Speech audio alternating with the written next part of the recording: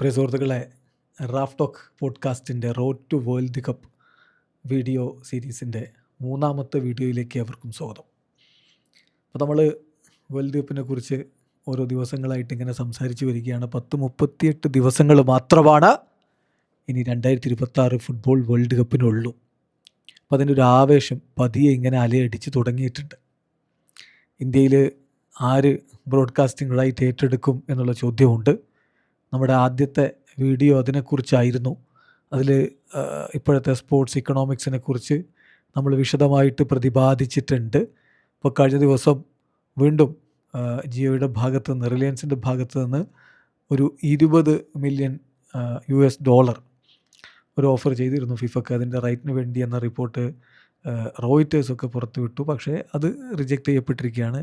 So still ആരാണ് ഇവിടെ world cup സംപ്രേഷണം ചെയ്യുക എന്ന കാര്യത്തിലൊരു വ്യക്തതയില്ല. അതിനിടയ്ക്ക് ചിലരൊക്കെ പടച്ചു വിടുന്നുണ്ട് ദൂരദർശൻ സംപ്രേഷണം ചെയ്യുമെന്ന്.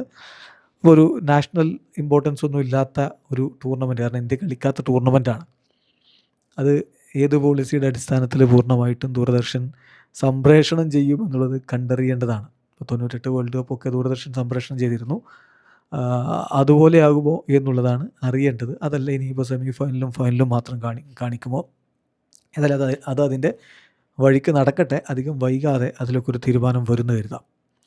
അപ്പോൾ ഈ വേൾഡ് കപ്പിന് വലിയ പ്രാധാന്യമുണ്ട് എന്ന് ഞാൻ നേരത്തെ ഒരു വീഡിയോയിൽ പറഞ്ഞിട്ടുണ്ടായിരുന്നു. അതിൻ്റെ കാരണം ഇതൊരു മൈൽ സ്റ്റോണാണ്. 48 ടീമുകളുള്ള 3 വ്യത്യസ്ത രാജ്യങ്ങളിൽ വെച്ച് കളിക്കുന്ന ഒരു വേൾഡ് കപ്പ് എന്ന രൂപത്തിൽ ചരിത്രത്തിൽ രേഖപ്പെടുത്താൻ പോകുന്നു. ചരിത്രത്തിൽ ഇന്ന് വരെ ഉണ്ടാവാത്ത വിധം 100-ലധികം മത്സരങ്ങൾ ഈ വേൾഡ് കപ്പിലുണ്ട്. ഇനി ഈ വേൾഡ് കപ്പ് തങ്ങളുടെ അവസാന വേൾഡ് കപ്പായി മാറുന്ന ചില താരങ്ങളുണ്ട്. നമ്മൾ അവരെയാണ് ഈ ഒരു വീഡിയോയിൽ പരിശോധിക്കുന്നത്. ഒന്ന് തീർച്ചയായിട്ടും സാക്ഷാൽ ലയണൽ മെസ്സിയാണ്. കഴിഞ്ഞ വേൾഡ് കപ്പിലെ മികച്ച താരത്തിനുള്ള പുരസ്കാരമൊക്കെ നേടിയ ലിയോ മെസ്സി 39ാമത്തെ വയസ്സിലാണ് ഈ വേൾഡ് കപ്പിനായിട്ട് വരുന്നത്. ഇപ്പോൾ അദ്ദേഹം ഓൾറെഡി 5 വേൾഡ് കപ്പുകൾ കളിച്ചു. കഴിഞ്ഞ തവണ വേൾഡ് കപ്പിൽ മുത്തമിട്ടുകൊണ്ട് ആ കിട്ടാത്ത കിരീടം എന്ന് അദ്ദേഹത്തിൻ്റെ കരിയറിൽ ഉണ്ടായിരുന്ന ആ കിരീടവും സ്വന്തമാക്കി. ഇനിയിപ്പോൾ വേൾഡ് ചാമ്പ്യനായിട്ട് ആ ടൈറ്റിൽ ഡിഫെൻഡ് ചെയ്യാൻ വേണ്ടി ഇറങ്ങുകയാണ്. തീർച്ചയായിട്ടും ഈ വേൾഡ് കപ്പിന് അപ്പുറത്തേക്ക് ഇനി അദ്ദേഹം ഒരു വേൾഡ് കപ്പ് കളിക്കില്ല. സോ മെസ്സി കളിക്കുന്ന അവസാന വേൾഡ് കപ്പ് എന്ന നിലയിൽ അർജൻറ്റീനയുടെ ആരാധകർക്ക് ഈ ഒരു ടൂർണമെൻറ്റിന് വലിയ പ്രാധാന്യമുണ്ട്. അർജൻറ്റീനയുടെ ആരാധകർക്ക് എന്നല്ല, ഫുട്ബോൾ ലോകത്തിന് തന്നെ വലിയ ഒരു പ്രാധാന്യമുള്ള വേൾഡ് കപ്പാണ് വരാൻ പോകുന്നത്. അപ്പോൾ ഗ്രൂപ്പ് ജെയിലാണ് അർജൻറ്റീനയുള്ളത്. അൾജീരിയ, ഓസ്ട്രിയ, ജോർദാൻ ടീമുകളാണ് ഗ്രൂപ്പ് ജെയിലുള്ളത്. അവിടെ നിന്ന് അനായാസം അർജൻറ്റീന റൗണ്ട് ഓഫ് 32 അത് കഴിഞ്ഞ് റൗണ്ട് ഓഫ് 16 ഒക്കെ കടന്നു പോകുമെന്ന് കരുതാം. മെസ്സി ഒരിക്കൽ കൂടി വേൾഡ് കപ്പിൽ മുത്തമിട്ടുകൊണ്ട് വിരമിക്കൽ പ്രഖ്യാപിക്കുകയാണെങ്കിൽ അത് വല്ലാത്തൊരു കാഴ്ചയായിരിക്കും. പക്ഷേ അതിന് സാധിക്കുമോ അർജൻറ്റീനയ്ക്ക് എന്നുള്ളത് ഇനിയും കണ്ടറിയേണ്ടതാണ്. ഈ 39ാമത്തെ വയസ്സിലും അർജൻറ്റീനയുടെ മെയിൻ പ്ലെയർ ആരാണെന്ന് ചോദിച്ചാൽ രണ്ടാമതൊന്നും ആലോചിക്കാതെ നമുക്ക് പറയാം അത് ലിയോ മെസ്സി തന്നെയാണ്. അതാണ് അദ്ദേഹം ഉണ്ടാക്കുന്ന ഒരു ഇമ്പാക്റ്റ്. തീർച്ചയായിട്ടും മെസ്സിയെ ചുറ്റിപ്പറ്റി തന്നെയായിരിക്കും അവരുടെ ടീം ഉണ്ടാവുക. മറ്റു കുറച്ച് താരങ്ങളൊക്കെ വളർന്നു വരുന്നുണ്ടെങ്കിലും കഴിഞ്ഞ വേൾഡ് കപ്പ് നേടിയ ടീമിൻ്റെ കോറിനെ അതുപോലെ നിലനിർത്തിക്കൊണ്ടാണ് ലയണൽ സ്കലോനി ഇത്തവണയും ടീമിനെ ഒരുക്കിയിട്ടുള്ളത്. എന്തായാലും ലയണൽ മെസ്സിയുടെ അവസാന വേൾഡ് കപ്പ് അത് പൊളിച്ചടുക്കി ആഘോഷിക്കാൻ തന്നെയായിരിക്കും ആരാധകരിപ്പോൾ പ്ലാനിട്ടിട്ടുണ്ടാവുക. അതുപോലെ അവസാന വേൾഡ് കപ്പിന് ഇറങ്ങുന്ന മറ്റൊരു താരം ക്രിസ്ത്യാനോ റൊണാൾഡോയാണ്. അദ്ദേഹവും ഈ പറഞ്ഞ പോലെ 5 വേൾഡ് കപ്പ് ടൂർണമെൻറ്റുകൾ കളിച്ചിട്ടുണ്ട്. 41ാമത്തെ വയസ്സാണ് അദ്ദേഹത്തിന്. 6ാം ലോകകപ്പ് കളിക്കാൻ വേണ്ടി ക്രിസ്ത്യാനോ റൊണാൾഡോ പോർച്ചുഗലിനൊപ്പം വരുന്നു. ഇത്തവണ പോർച്ചുഗലിന് നല്ല സാധ്യത പലരും കൽപ്പിക്കുന്നുണ്ട്.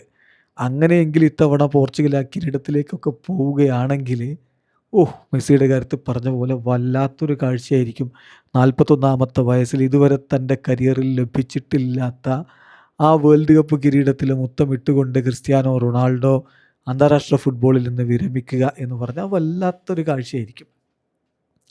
അന്താരാഷ്ട്ര ഫുട്ബോളിൻ്റെ ചരിത്രത്തിൽ ഏറ്റവും അധികം ഗോളുകൾ നേടിയ താരം, അന്താരാഷ്ട്ര ഫുട്ബോളിൻ്റെ ചരിത്രത്തിൽ ഏറ്റവും അധികം മത്സരങ്ങൾ കളിച്ച താരം, എന്നിട്ടും അദ്ദേഹത്തിന് വേൾഡ് കപ്പിലൊരു കിരീടമില്ല. അതിനിവിടെ പരിസമാപ്തിയാകുമോ എന്നുള്ളതാണ് കണ്ടറിയേണ്ടത്. പോർച്ചുഗൽ ഈ പറഞ്ഞ പോലെ ഗ്രൂപ്പ് കെയിലാണുള്ളത്.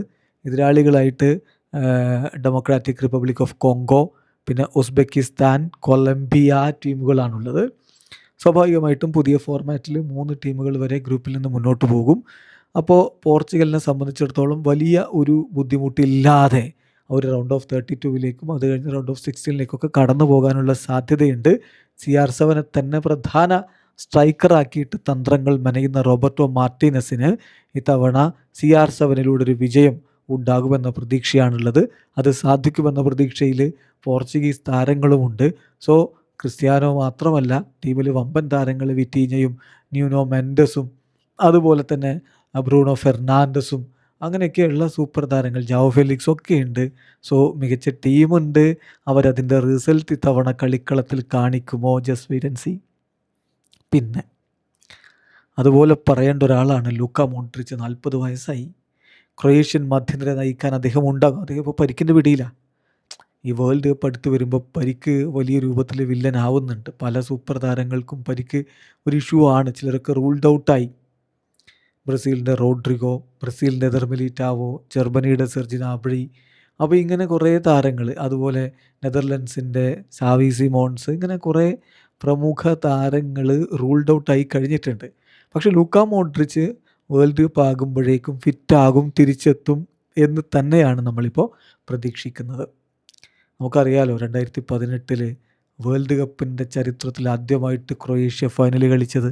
അവിടെയൊക്കെ പ്രധാനപ്പെട്ട താരം ലൂക്ക മോഡ്രിച്ച് ആയിരുന്നു. 2022 അവരുടെ മെയിൻ പ്ലെയർ ലൂക്ക മോഡ്രിച്ച് ആയിരുന്നു. 2026 വരുമ്പോൾ അദ്ദേഹത്തിന് 40 വയസ്സാണ്. അപ്പോഴും അദ്ദേഹം തന്നെയാണ് അവരുടെ പ്രധാന താരം. ഇപ്പോൾ ഇംഗ്ലണ്ടിനും ഘാനക്കും പനാമക്കും ഒപ്പം ഗ്രൂപ്പ് എല്ലിലാണ് ക്രൊയേഷ്യ ഉള്ളത്. അവിടെ കടുത്തൊരു പോരാട്ടം നടന്നേക്കാം, പക്ഷേ ക്രൊയേഷ്യ മുന്നോട്ട് പോകും എന്നാണ് നമ്മൾ കരുതുന്നത്.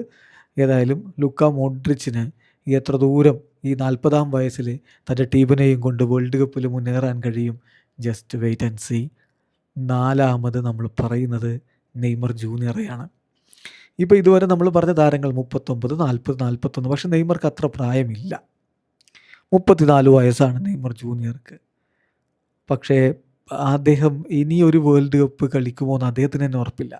ഇപ്പോൾ ഈ വേൾഡ് കപ്പ് കളിക്കുമോ എന്ന് തന്നെ ഉറപ്പ് ഇല്ല. കാരണം ഇതുവരെ കാർലോ ആഞ്ചലോട്ടി അവരുടെ കോച്ചായി വന്നിട്ട് ഒരിക്കൽ പോലും നെയ്മർ ജൂനിയർ ബ്രസീൽ സ്ക്വാഡിലേക്ക് എടുത്തിട്ടില്ല. എന്നാലും മെയ് 18 ബ്രസീൽ സ്ക്വാഡ് പ്രഖ്യാപിക്കുമ്പോൾ വേൾഡ് കപ്പിന് നെയ്മറെ എടുക്കുമെന്നാണ് പ്രതീക്ഷിക്കപ്പെടുന്നത്. 34 വയസ്സുകാരനായ താരം. പരിക്കുകൾ വല്ലാതെ വലച്ചിട്ടുണ്ട് അദ്ദേഹത്തെ. 2014 വേൾഡ് കപ്പിലാണ് നമ്മൾ അദ്ദേഹത്തെ ആദ്യമായിട്ട് കാണുന്നത്. ആ വേൾഡ് കപ്പിൻ്റെ ക്വാർട്ടർ ഫൈനലിലേക്ക് വരെ ബ്രസീലിന് തൻ്റെ മാജിക്കൽ പെർഫോമൻസ് കൊണ്ട് എത്തിച്ച അദ്ദേഹത്തെ ക്വാർട്ടർ ഫൈനലിൽ കൊളംബിയൻ താരം സുനികയുടെ ഗുണ്ടാസ്തയിലുള്ള മുട്ടുകാല് കയറ്റൽ കാരണം പരിക്കേറ്റ് അദ്ദേഹം പുറത്തായി.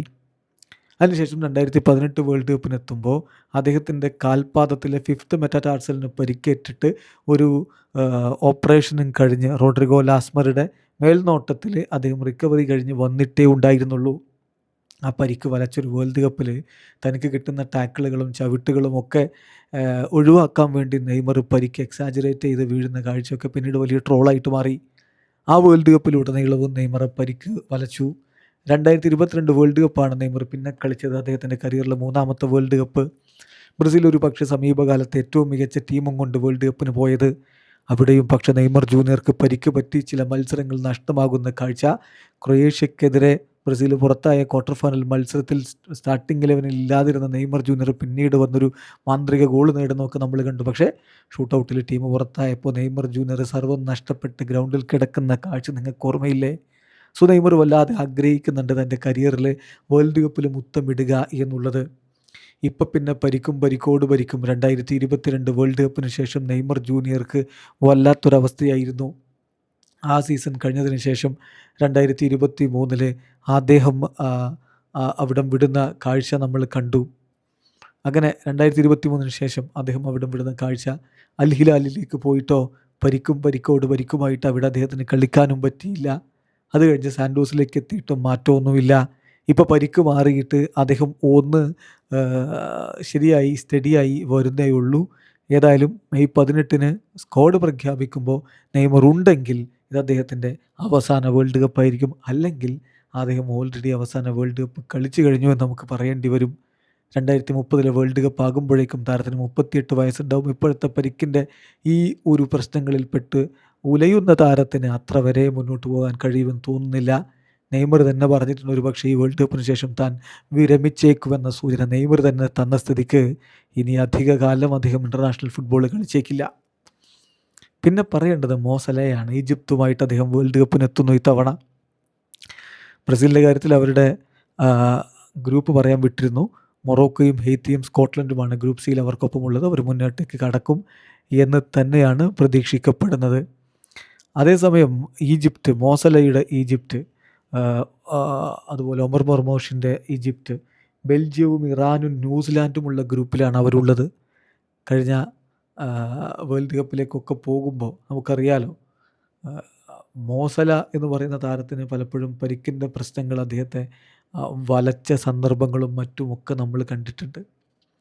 ഇപ്പോൾ അദ്ദേഹം അത്ര നല്ല ഫോമിലല്ല, പരിക്കിൻ്റെ പ്രശ്നങ്ങളിലാണ് ഇപ്പോഴും അദ്ദേഹം പെട്ടുലഞ്ഞുകൊണ്ടിരിക്കുന്നത്.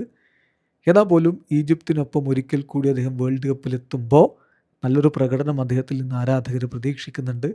അദ്ദേഹത്തിൻ്റെ അവസാന വേൾഡ് കപ്പ് ആവാനാണ് സാധ്യത. KDB, കെവിൻ ഡി ബ്രോയിനെ, മറ്റൊരു താരം, ബെൽജിയത്തിൻ്റെ പ്ലേമേക്കർ, 34 വയസ്സാണ് അദ്ദേഹത്തിനുള്ളത്. ഇത് അദ്ദേഹത്തിൻ്റെ അവസാന വേൾഡ് കപ്പ് ആവാൻ തന്നെയാണ് സാധ്യത. ഗോൾഡൻ ജനറേഷൻ, ബെൽജിയത്തിൻ്റെ ഗോൾഡൻ ജനറേഷൻ നമ്മൾ ഒരുപാട് കേട്ടതാണ്. ഈജിപ്തും ഇറാനും ന്യൂസിലാൻഡുമുള്ള ഗ്രൂപ്പിലാണ് ഇത്തവണ, ഗ്രൂപ്പ് ജിയിലാണ്. ആ ഗോൾഡൻ ജനറേഷൻ ഒരിക്കൽ പോലും അവരർഹിക്കുന്ന തരത്തിലുള്ളൊരു മുന്നേറ്റം നടത്താൻ പറ്റിയിട്ടില്ല എന്നുള്ളതാണ് യാഥാർത്ഥ്യം. ഈ വേൾഡ് കപ്പിൽ അതിന് സാധിക്കുമോ എന്നുള്ളതാണ് ചോദ്യം. ഡോക്കുവിനെ പോലെയുള്ള പുതിയ താരങ്ങളുമുണ്ട്. എന്തായാലും KDBയുടെ അവസാന വേൾഡ് കപ്പ് ആയിരിക്കും ഇത്. അടുത്ത വെർജിൽ വാൻ ഡൈക്കാണ്, നെതർലൻഡ്സിൻ്റെ താരം, 34കാരനായിട്ടുള്ള താരം. 2026 ഒരു പക്ഷേ അദ്ദേഹത്തിൻ്റെ അവസാന വേൾഡ് കപ്പ് ആയിരിക്കും. അദ്ദേഹത്തിൻ്റെ രണ്ടാമത്തെ മാത്രം വേൾഡ് കപ്പ് ആണിത് എന്നാണ് ഞാൻ മനസ്സിലാക്കുന്നത്. വാൻ ഡൈക്കിനെ സംബന്ധിച്ചിടത്തോളം ഈ വേൾഡ് കപ്പ് അദ്ദേഹം ഏറെ ആഗ്രഹിക്കുന്നുണ്ട്. അത് വാൻ ഡൈക്ക് മാത്രമല്ല, നെതർലൻഡ്സും അവരുടെ ആരാധകരും വല്ലാതെ ആഗ്രഹിക്കുന്നത്. പക്ഷേ ഗ്രൂപ്പ് Fലാണ് അവരുള്ളത്. അത്ര എളുപ്പമുള്ള ഗ്രൂപ്പല്ല. ജപ്പാനും സ്വീഡനും ടുണീഷ്യയുമാണ് ഗ്രൂപ്പ് Fലുള്ളത്. എന്നാലും നെതർലൻഡ്സ് അടുത്ത റൗണ്ടിലേക്ക് പോകുമെന്ന് കരുതുന്നു. വെർജിൽ വാൻ ഡൈക്കിൻ്റെ ഭാഗത്തു നിന്ന് സോളിഡായിട്ടുള്ളൊരു ഡിഫെൻസീവ് പെർഫോമൻസ് ആരാധകർ പ്രതീക്ഷിക്കുന്നുണ്ട്. പിന്നെ അതുപോലെ തന്നെ വിടവാങ്ങൽ മത്സരം കളിക്കുന്ന, അല്ലെങ്കിൽ വിടവാങ്ങൽ വേൾഡ് കപ്പിന് ഇറങ്ങുന്ന ഒരു ഐക്കോണിക് താരമാണ് ഗുയർമോ ഒച്ചോവ, മെക്സിക്കോയുടെ താരം. 40 വയസ്സ്. അദ്ദേഹം വേൾഡ് കപ്പ് കളിക്കുമെന്നാണ് പ്രതീക്ഷ. ഇപ്പോൾ സൈപ്രസ് ക്ലബ്ബിലാണ് അദ്ദേഹം കളിച്ചുകൊണ്ടിരിക്കുന്നത്. 40 വയസ്സായി. എല്ലാ വേൾഡ് കപ്പിലും ഒച്ചോവ വരാറുണ്ട്. എതിരാളികൾക്കൊരു ത്രെട്ട് എന്ന രൂപത്തിൽ അദ്ദേഹം മെക്സിക്കോയുടെ ഗോൾ വല കാക്കാറുമുണ്ട്. ഇത്തവണ സ്വന്തം നാട്ടിലാണ് വേൾഡ് കപ്പ്. വേൾഡ് കപ്പിൻ്റെ ഗ്രൂപ്പ് എയിൽ സൗത്ത് ആഫ്രിക്കയ്ക്കും സൗത്ത് കൊറിയയ്ക്കും സെച്ചിയയ്ക്കും ഒപ്പമാണ് അവരുള്ള. ആദ്യ കളിയിൽ അവർ സൗത്ത് ആഫ്രിക്കയാണ് നേരിടുന്നത്. ഒച്ചോവ സ്കോഡിലുണ്ടാകും. ഒച്ചോവ ഏത് തരത്തിലുള്ള പെർഫോമൻസ് നടത്തുന്നത് കാത്തിരുന്ന് കാണും. സോ ഏറ്റവും ചുരുങ്ങിയത് ഇത്രയും മഹാരഥന്മാരുടെയെങ്കിലും അവസാന വേൾഡ് കപ്പാണ്. അതുകൊണ്ട് തന്നെ പ്രിയപ്പെട്ട സുഹൃത്തുക്കളെ, മെസ്സിയുടെയും ക്രിസ്ത്യാനോയുടെയും നെയ്മർ ജൂനിയറുടെയും ഒക്കെ അവസാന വേൾഡ് കപ്പ് നമുക്ക് ഗംഭീരമാക്കണ്ടേ? ഒരു കളി പോലും അവരുടേത് നഷ്ടപ്പെടുത്താതിരിക്കുക. ഇനി അവരെ ലോക ഫുട്ബോളിൻ്റെ ഏറ്റവും ഉന്നതിയിലുള്ള ഈ വേദിയിൽ നമ്മൾ കണ്ടേക്കില്ല. ഏതായാലും വേൾഡ് കപ്പ് നമുക്ക് പൊളിച്ചെടുക്കണം.